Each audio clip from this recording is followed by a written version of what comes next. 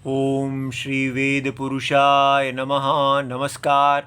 Class number 231 Shrimad Bhagavad Gita जी शंकराचार्य जी के भाष्य के अनुसार आरंभ किया जाता है। ओम श्री सीता रामचंद्राभ्याम नमः। नमो गुरुभ्यः।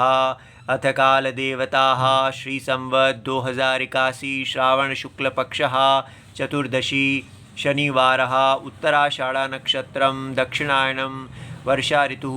ओम तत्सत् श्री शंकराचार्याय गुरवे नमः।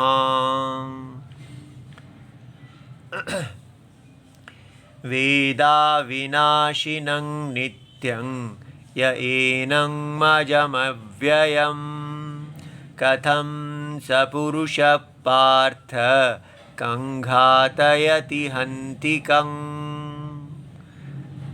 अध्याय नंबर 2 श्लोक number 21 Shrimad Bhagavad Gita ji Gita press Gorakhpur book number 10 Shankaracharya ji के भाष्य वाली पुस्तक।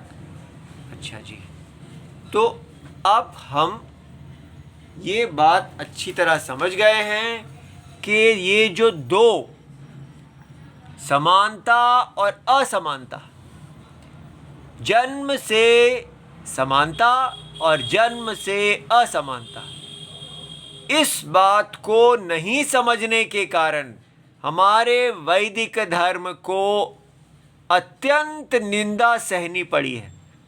ठीक है, सभी हिंदू जो हैं, क्योंकि हमको वेद चक्षु दिए ही नहीं गए, हमको साइंस के चक्षु दिए गए, और साइंस जो है वो क्योंकि ऐसा मानती है कि हम सब केमिकल्स के फल हैं।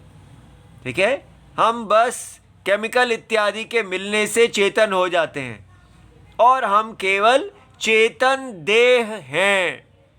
ये साइंस का व्यू है, और चेतन देह होने के कारण हम लोग आत्मा नहीं हैं।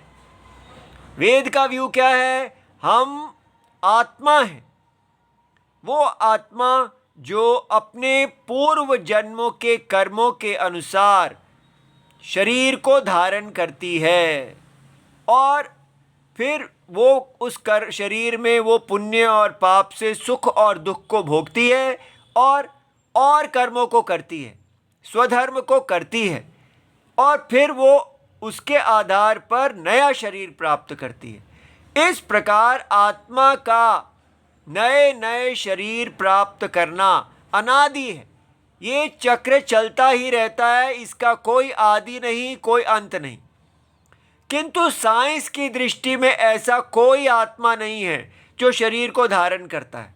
साइंस की दृष्टि में हम केवल चेतना देह का विशेषण है, एडजेक्टिव ऑफ द बॉडी, और देह के नष्ट हो जाने पर चेतना भी जीरो हो जाती है। फिर इस वेद में क्या बताया जाता है कि देह जब नष्ट हो जाती है तो आत्मा और सूक्ष्म शरीर दोनों ही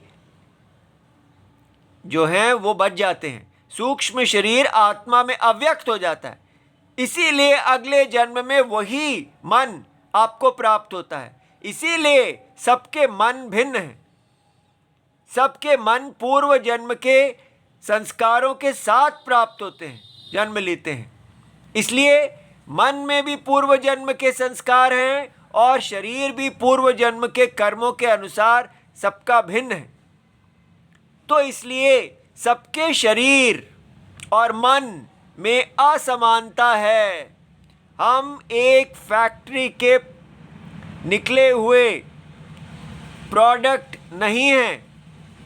ठीक है, इसलिए साइंस के अनुसार हम सब एक ही फैक्ट्री से निकले हुए हैं, इसलिए हम सब समान हैं, और हम सब भोग के लिए बने हैं। कंज्यूमरिज्म, तो कंज्यूमरिज्म में एक नियम को पालन करना, भोग के लिए तो सबको फेयर प्ले देना, सबको एक समान स्थिति देना जिसमें सब चूहे दौड़ सकेंगे।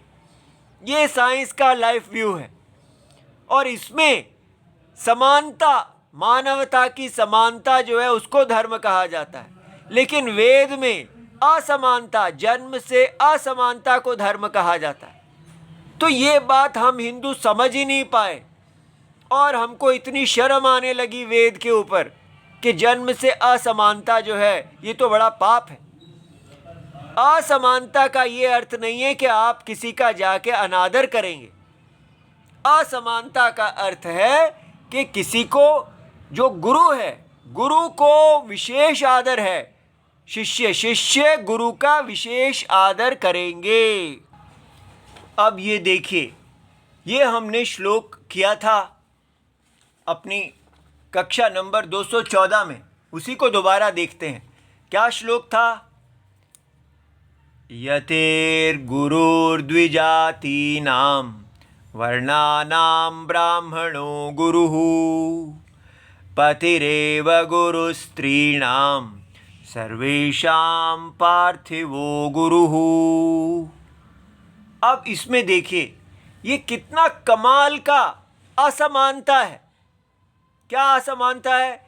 कि जो व्यक्ति आत्मा को अकर्ता देखते हैं और सारे वैदिक कर्मों को करके अब वो शुद्ध हो गए, उनको अकर्ता आत्मा का ज्ञान प्राप्त हुआ और उस ज्ञान को पका के वो मोक्ष को प्राप्त हो गए, पूरे वैदिक संस्कृति का उन्होंने फल प्राप्त कर लिया, अब वो शुद्ध सत्य में प्रतिष्ठित हैं।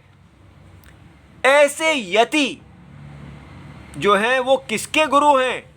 यतेर्गुरुर्द्विजातीनां। यहाँ द्विजाति शब्द ब्राह्मणों के लिए प्रयोग किया गया है, नहीं तो सभी के लिए द्विजाति, जो जिसके वेद चक्षु खुलते हैं वो द्विजाति हो जाता है। तो प्रसंग देखना होता है कहाँ किसके लिए प्रयोग हो रहा है। तो वो यति सारे ब्राह्मणों के गुरु हैं। अब देखिए, अब हम कहें नहीं जन्म से समान है, सभी एक शरीर है, ठीक है, सबकी अगर हम ब्लड लेंगे तो सबका ब्लड भी एक ही है, सबको वही बीमारी होती है, सबको वही भूख लगती है, शरीर से सभी समान है। चाहे वो यति हो तो ब्राह्मणों को, यति को क्यों मानना चाहिए अपना गुरु? ठीक है, ऐसा नहीं है, क्योंकि उनके पास वेद की दृष्टि है जिससे वो यति अपने आप को अब जगत की आत्मा, शुद्ध परमात्मा देखते हैं। इसलिए वो सारे समाज के जो गुरु ब्राह्मण हैं उनके भी गुरु हैं। तो ये असमानता है। जब ब्राह्मण जो ऐसे यति के पास जाएंगे तो वो उनको प्रणाम करेंगे, उनसे उपदेश लेंगे। तो यतेर गुरुर द्विजातीनां वर्णानां ब्राह्मणो गुरुः। लेकिन यही ब्राह्मण जो हैं, ये बाकी सारे वर्ण जो हैं, ठीक है, और अन्य जो हैं, जो वर्ण से बाहर हैं, कोई भी हैं, वर्ण कह देने से सभी ब्राह्मण जो हैं वो सबके मित्र हैं, सब पे अनुकंपा करने वाले हैं, क्योंकि वो अपने पूर्व जन्म के कर्म से उन्होंने ऐसी उपाधि प्राप्त की है, ऐसा शरीर प्राप्त किया है जो भगवान के यज्ञ में उनको स्थान मिला है, वेद रक्षा का और वेद के पठन पाठन का, यज्ञ का। इसलिए तो उनका सत्व प्रधान उपाधि है, सात्विक। लेकिन हम कहते हैं कि कुछ तो अनेक ब्राह्मण तो दिखते हैं, वो ऐसे नहीं हैं। जैसे अग्नि होती है, उसको अगर देर तक वो कोयलों के ऊपर राख आ जाती है, लेकिन उस राख के नीचे अग्नि रहती है। अभी जो हम वर्ण देख रहे हैं, वर्णाश्रम, क्योंकि उसमें उनको बताया ही नहीं गया, तो इसलिए सब जो मूल स्वभाव है उस पर राख आई हुई है। जब हम वापस उसमें प्रतिष्ठित होंगे, अपने वेद में भगवान राम जी की शरण लेंगे और अपने पाप को क्षय करेंगे, तो आप देखेंगे कि धीरे धीरे हमारा शुद्ध ब्राह्मणत्व, क्षत्रियत्व, वैश्यत्वम, शूद्रत्वम इत्यादि सब कुछ, वो अंदर से अग्नि बाहर आ जाएगी, राख हट जाएगी। और कुछ ऐसे हो भी सकते हैं जो उतने तारतम्य भी है ब्राह्मणों में। कुछ बहुत श्रेष्ठ ब्राह्मण होते हैं, बड़े बड़े मुनियों जैसे, और कुछ मंदबुद्धि भी होते हैं, तो कोई बात नहीं। लेकिन वो अपने पूर्व जन्म से ब्राह्मण के घर पैदा हुए हैं, तो वो जैसे भी हों, उनका स्वधर्म रक्षा करना, वेद की रक्षा करना है, समाज को वेद के में प्रतिष्ठित करना है। तो ये सारे ब्राह्मण पूरे समाज के गुरु हैं, पूज्य हैं। तो लेकिन अगर कोई कहे नहीं जी, एवरीबडी इज इक्वली रिस्पेक्टफुल, क्योंकि सब मनुष्य हैं, सबका समान आदर होना चाहिए, ऐसा नहीं है। ठीक है, सबका समान आदर मनुष्य के रूप में है, लेकिन मनुष्य के अतिरिक्त हम आत्मा हैं। अगर आप आत्मा की दृष्टि से देखते हैं तो वो शरीर जो हैं वो अब धर्म के साधन हैं, और धर्म के साधन होने से ब्राह्मण का शरीर जो है वो भगवान विष्णु का सिर है। तो भगवान विष्णु का सिर भगवान विष्णु के चरणों से ज़्यादा पूज्य है। इसलिए जिसमें वेद प्रतिष्ठित हैं, सभी मंत्र प्रतिष्ठित हैं, ऐसे ब्राह्मण जो हैं वो पूज्य हैं। और अगर वो स्वधर्म नहीं भी करते हैं तब भी हम उनका आदर करते ही हैं कि वो अभी अपना स्वधर्म नहीं कर रहे हैं, लेकिन जब करने लगेंगे तो अच्छा होगा। हम कभी भी ब्राह्मणों का अनादर नहीं करते, ये हमें सिखाया जाता है, ये हमारा धर्म है। इस प्रकार फिर क्या कहा, वर्णानाम ब्राह्मणो गुरु पतिरेव गुरु स्त्रीणाम। अब देखिए यहां भी इनइक्वालिटी के पति सभी स्त्रियों का गुरु हैं। ठीक है, इसलिए तो अब कहेंगे ये भी ठीक नहीं है, क्या है ये आपका वैदिक धर्म, स्त्रियों को कहा जा रहा है आप शिष्य हैं, तो किसमें बुराई क्या है? अगर शास्त्र ने ऐसा कहा है कि स्त्री पति की धर्म संगिनी होगी, वो उसकी धर्म पत्नी होगी, भोग संगिनी नहीं है वो, इसलिए वुमेन्स एम्पावरमेंट इत्यादि करके हम इसका नाश कर रहे हैं हमारे गुरु शिष्य परंपरा का। पति ने जो अपने गुरुजी से धर्म सीखा है उसकी शिक्षा वो अपनी पत्नी को देंगे, और वो पति और पत्नी दोनों मिलके वैदिक धर्म को करेंगे। और इसलिए कितना अच्छा है कि पति अपनी पत्नी की सदा मार्गदर्शन करेंगे, रक्षा करेंगे, जैसे गुरु अपने शिष्य की रक्षा करते हैं, और स्त्री भी उनकी आदर करेगी। तो इसमें ये क्यों इसको कहा जाए कि इक्वालिटी ही ठीक है? अगर हम धर्म दृष्टि से देखते हैं तो ये कितना सुंदर है, लेकिन हमने ये सब गिरा दिया। फिर इसके बाद देखिए, सर्वेशाम पार्थिवो गुरु, राजा सबका गुरु है। इनइक्वालिटी, असमानता को देखिए, राजा क्षत्रिय हैं लेकिन फिर भी वो यति तक का भी गुरु है, ब्राह्मणों के गुरु हैं, स्त्री के भी गुरु हैं। ये राजा स्वयं ब्राह्मणों से सीखते हैं, लेकिन क्योंकि इनका कार्य है कि इन सब को वर्णाश्रम धर्म में सुरक्षित रखना, तो वो गुरु का स्थान है। इस प्रकार समाज में अराजकता नहीं आती, सब के सब एक बड़े शरणदाता हैं और छोटे शरणागत हैं। समाज को बड़े और छोटे में बांधा गया है, उसको ऊंच नीच नहीं समझना चाहिए। एक होता है दूसरे का शोषण करना, बड़ा छोटे का शोषण करे, और एक होता है बड़ा छोटे का मार्गदर्शन करे, बड़ा छोटे की रक्षा करे, और छोटा बड़े के लिए कृतज्ञ हो, उनके प्रति आदर भाव रखे, उनकी आज्ञा का पालन करके दोनों कल्याण मार्ग पे चलें। कितना अंतर है ये! इतना सुंदर हमारा वैदिक समाज जिसमें असमानता है, उस असमानता को हमने इतना कर दिया कि हम बस उसको देखते ही हम बस घबरा जाते हैं कि वैदिक तो बहुत ही खराब है, वैदिक धर्म बड़ा खराब है। बहुत खराब नहीं है, इससे कुछ सुंदर नहीं है। एक बार हम किसी घर में गए, वो बहुत धनी लोग नहीं थे, कुटिया में रहते थे। हमने वहाँ पर उनको इस प्रकार अपने धर्म के बारे में बताया। तब उसके बाद प्रसाद बांटा गया, तो सभी घर के बच्चे प्रसाद चाहते थे, लेकिन जो उनकी भाभी जी थीं उन्होंने अपने हिसाब से किसी को कुछ देना शुरू किया। तब एक बच्ची ने कहा सबको बराबर दो। तो भाभी जी ने जो बात कही, हमारा मन एकदम, हम चौंक गए उनकी बात सुनकर। उन्होंने कहा बराबरी करती है। और ये वाक्य सुनते ही वो छोटी लड़की को समझ में आ गई कि वो अपराध कर रही थी, कि वो बराबरी नहीं कर सकते। उन्होंने कहा मैं जिसका जो अधिकार समझती हूँ उनको वो दूंगी, किसी को अधिक किसी को कम, वो मेरा निश्चय पे होगा, यहाँ बराबरी नहीं है। असमानता को उन्होंने अधर्म नहीं कहा। वो छोटी बच्ची कह रही थी समानता होनी चाहिए, लेकिन उनकी भाभी जी ने बोला नहीं, असमानता धर्म है, इसलिए सबको समान नहीं मिलेगा। और वो बच्ची समझ गई कि हाँ, मेरा जितना अधिकार है मुझे उतना ही मिलेगा। ये क्योंकि वो मॉडर्न एजुकेशन से उनका अभी दिमाग नहीं खराब हुआ था। उन्होंने जो ये असमानता के बराबरी करती है उनको अभी बुरा नहीं लगता था।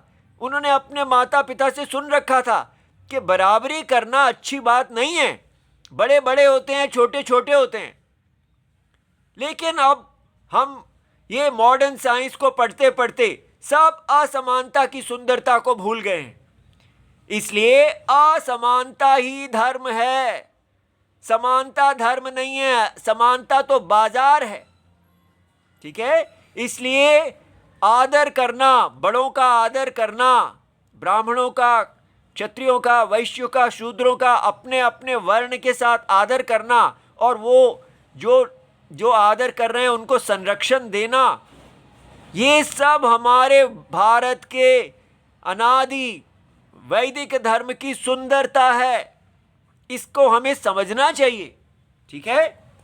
अच्छा, अब हम अपने आगे चलते हैं। भाष्य से कुछ देर के लिए दूर हो गए थे, तो वो दूरी अब हमको पाटनी है। यहाँ क्या चल रहा है, इधर इस पे बात चल रही है कि शंकराचार्य जी ये बताना चाहते हैं कि इस भाष्य में ये कहा गया है, जो श्लोक है उसने तो इतना कहा कि ये देखिए कि जो व्यक्ति आत्मा को अविनाशी जानता है, ठीक है, जो व्यक्ति आत्मा को अविनाशी जानता है वो ना किसी को मारता है, और कथम स पुरुषः पार्थ कम घातयति कम हन्ति कम, ना वो प्रेरणा देने वाला है मारने की और ना मारता है। लेकिन शंकराचार्य जी ने कहा इसका अर्थ होना चाहिए कि जो व्यक्ति आत्मा को जानता है वो आत्मा ही है, वो आत्मा की तरह ही अविक्रिय है।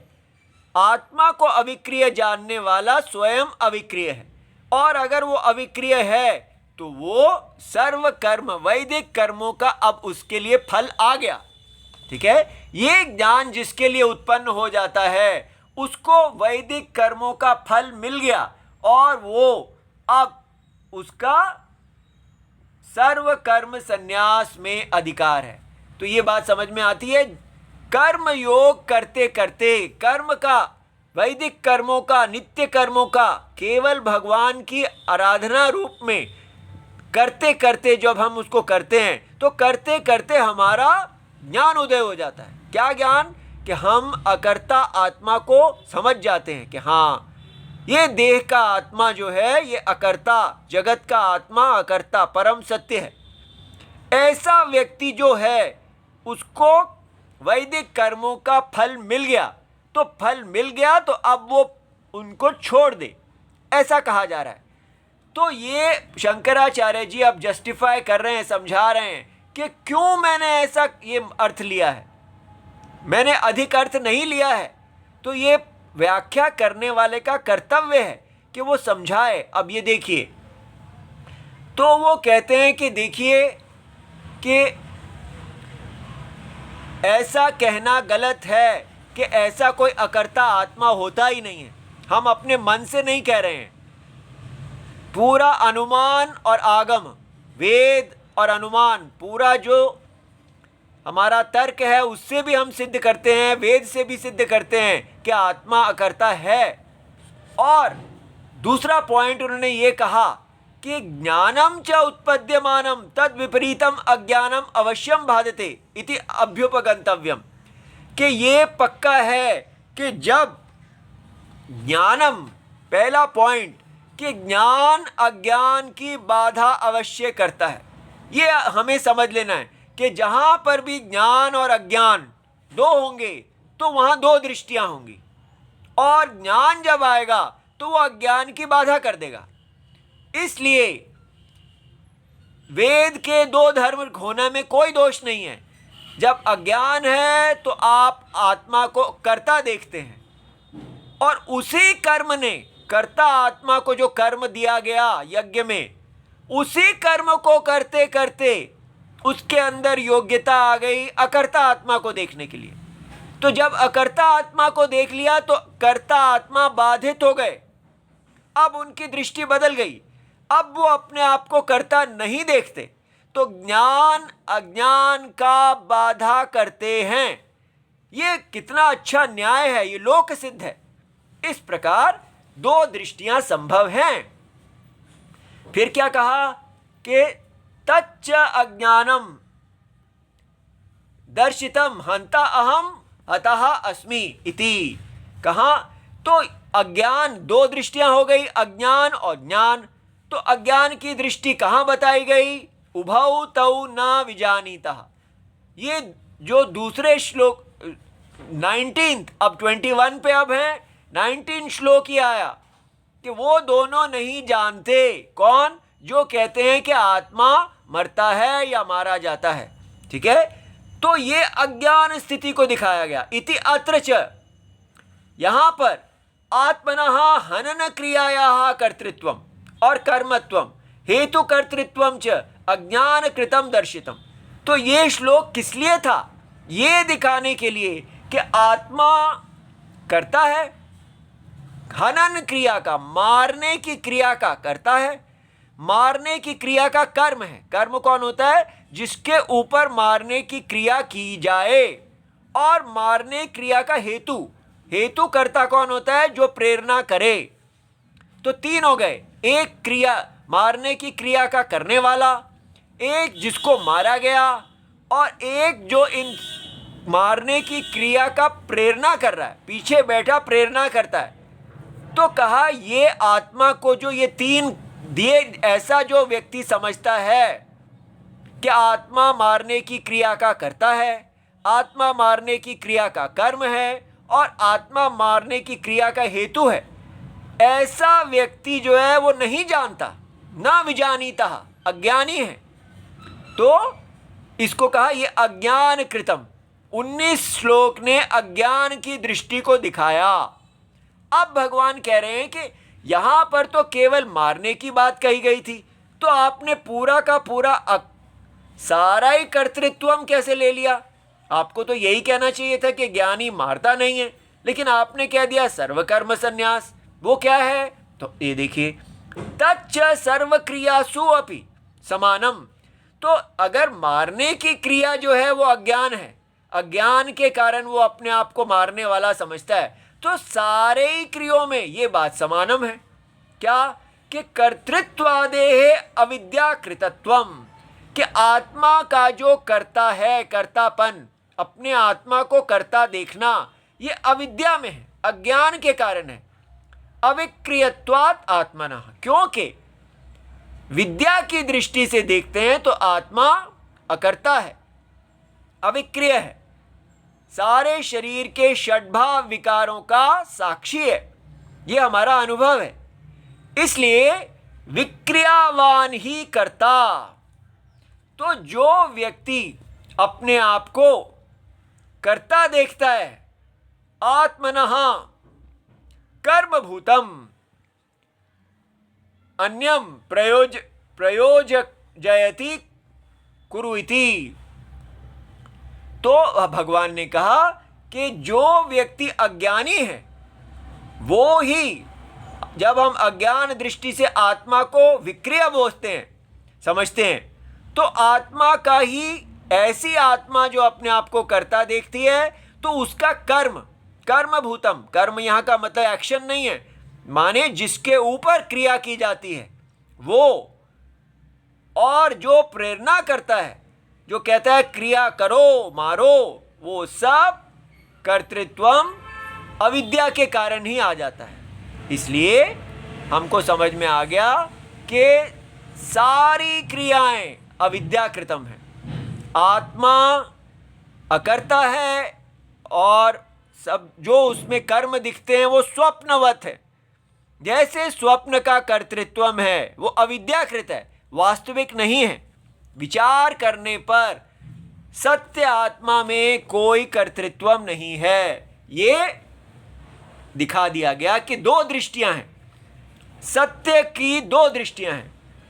तद एतद अविशेषेण विदुषः सर्वक्रियासु कर्तृत्वम हेतु कर्तृत्वम च प्रतिषेधति भगवान। अब इसका मतलब ये जो अभी प्रेजेंट श्लोक चल रहा है, इसमें तद एतद अविशेषेण, पूरी तरह कंप्लीटली विद्वान का सभी क्रियाओं में कर्तृत्वम, ना वो करता है, ना हेतु है, ना वो प्रयोजक है, ना वो प्रेरणा करने वाला है। प्रतिषेधति, उसका उन्होंने निराकरण कर दिया, ठीक है, बाधा कर दिया कि ये केवल अविद्याकृत है, अज्ञान दृष्टि से ही आत्मा कर्ता और हेतु कर्ता लगता है, किंतु विचार करने पर नहीं है। तो भगवान विदुषः, इसलिए भगवान विद्वान का कर्म अधिकार अभाव प्रदर्शनार्थम, भगवान विद्वान का जो कर्म में अधिकार है उसका अभाव, क्या अब नहीं है, जो आपने कर्म किया उसका फल आ गया, ठीक है, इसलिए अब आपको कर्म का अधिकार नहीं है। ये दिखाने के लिए ये वाक्य कहा गया है वेदा विनाशिनम, ठीक है। ये जो 21वां श्लोक है उसका सारा तात्पर्य क्या है, विद्वान का कर्म में कर्म अधिकार नहीं है, ये दिखाने के लिए। इसीलिए कहा कथम स पुरुष पार्थ, ठीक है, इसलिए भगवान ने इसको फाइनल कह दिया। अब क्वेश्चन आता है कि अगर उसका कर्म में अधिकार नहीं है, जो जिसका ज्ञान उत्पन्न हो गया है, तो फिर उसका किसमें अधिकार है? वो तो कुछ भी नहीं करेगा, क्या करेगा वो?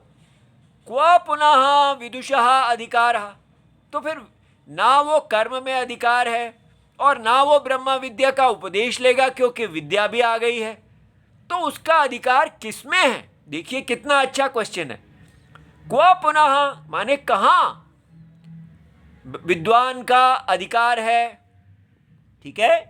इति एतत् उक्तम पूर्वम एव, ये बात शंकराचार्य जी कहते हैं कि ज्ञानी का अधिकार कहाँ है, ये बात हम आपको पहले बता चुके हैं, ठीक है। तो क्या बताया था शंकराचार्य जी ने? उन्होंने कहा था कि जो तीसरे अध्याय का तीसरा श्लोक है वहां ये बात बताई गई है। क्या श्लोक है? ज्ञान योगेन सांख्या नाम, के जो सांख्य हैं, सांख्यों के लिए ज्ञान योग के द्वारा, ठीक है, ज्ञान योग के द्वारा उनका अधिकार रखा गया है, ठीक है। तो ज्ञान योग क्या है? जो आपका उत्पन्न ज्ञान है। कर्म योग, कर्म को आपने भगवान, अपने स्वधर्म को, जो वैदिक स्वधर्म है उसको आपने भगवान की अर्चना, भगवान की आज्ञा रूप से किया, बिना फल की इच्छा से, तो करते करते, भगवान से प्यार करते करते, यही भक्ति योग है, ठीक है। इस प्रकार भक्ति से कर्म करते हुए क्या हुआ? आपका ज्ञान उत्पन्न हो गया, आप विद्वान हो गए। तो विद्वान का अब अधिकार किसमें है? तो उसका अधिकार है तथा च सर्व कर्म संन्यासम वक्ष्यति, उनका अधिकार सांख्य में है। सांख्य माने जो ज्ञान उत्पन्न हुआ है अब आप उसी में रहेंगे। इसीलिए सन्यासी अपने वैदिक कर्मों को छोड़ देते हैं, उनका यज्ञोपवीत ले लिया जाता है, अब उनका अग्नि में अधिकार नहीं है, वो केवल ज्ञान में ही स्थित रहेंगे और वो सदा निदिध्यासन परायण रहते हैं। निदिध्यासन माने आप केवल ज्ञान से भगवान को में ही स्थित रहते हैं, और जो भी मन में कोई विपरीत आदि भावनाएं आती हैं वो ज्ञान के द्वारा बाधित होती रहती हैं। इस प्रकार ज्ञान पक जाता है। तो ज्ञान को पकाने का जो धर्म है वो धर्म अब मिल जाता है ज्ञानी को। इस प्रकार तथा च सर्व कर्म संन्यास वक्ष्यति सर्वकर्माणि मनसा संन्यस्य। तो 5वें अध्याय में ये बोलेंगे कि ज्ञानी मन के द्वारा अर्थात अपनी बुद्धि विचार से वो सारे कर्मों से को त्याग देता है, छोड़ देते हैं, और जो नया ज्ञान उत्पन्न हुआ है उसी में स्थित रहते हैं। तो ज्ञानी का अधिकार किसमें है? ये स्पष्ट हो गया। ज्ञानी का अधिकार कर्मों में नहीं है, केवल ज्ञान में ही स्थित रहने का उनका अधिकार है। भिक्षा लेते हैं शरीर की तुष्टि के लिए, शरीर की रक्षा के लिए, और केवल ब्रह्म में स्थित रहते हैं। ठीक है। ओम नमो भगवते वासुदेवाय। प्रणाम।